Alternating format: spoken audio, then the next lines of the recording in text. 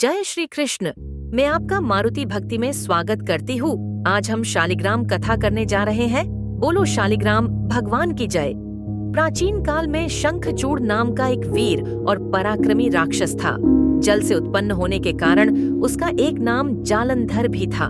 उसने चारों तरफ उत्पात मचा रखा था। उसका विवाह असुर कुल के हिरण्याक्ष के पुत्र कालनेमी की कन्या वृंदा से हुआ था। उसकी वीरता का रहस्य पत्नी वृंदा थी। उसे वरदान था कि जब तक उसकी स्त्री का सतीत्व सुरक्षित है, उसे कोई नहीं मार सकता।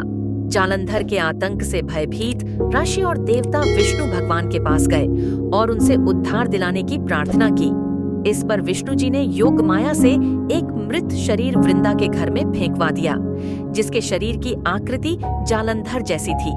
माया का पर्दा होने से वृंदा को वह शव अपने पति जालंधर का दिखा और पति का मृत देख वह विलाप करने लगी। उसी समय एक सिद्ध साधु उधर से निकले और वृंदा को विलाप करते देख रुक गए और रोने का कारण पूछा। इस पर साधु ने वृंदा से विलाप बंद करने का आग्रह करते हुए उस मृत शरीर में जान फूंक दी। इससे वृंदा बहुत प्रसन्न हुई और भावना में बहकर उसने उस शरीर का आलिंगन कर लिया, जिससे उसका पतिव्रत धर्म नष्ट हो गया। वृंदा का सतीत्व भंग होते ही देवताओं से युद्ध कर रहा उसका पति जालंधर मारा गया। बाद में वृंदा को भगवान विष्णु के इस छल की जानकारी हुई। जब वृंदा को इस बात का पता लगा तो क्रोधित होकर उसने विष्णु जी को पत्थर होने का श्राप दे दिया।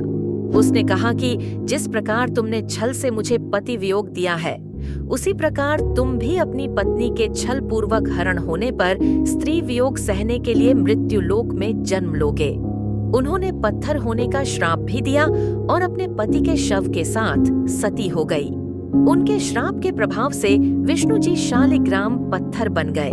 वृंदा को पीढ़ा में देख भगवान विष्णु ने कि हे वृंदा, तुम मुझे लक्ष्मी से भी अधिक प्रिय हो।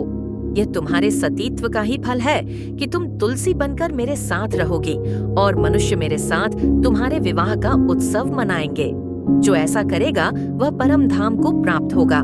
इसी कारण शालिग्राम या विष्णुशिला की पूजा बिना तुलसी के अधूरी मानी जाती है।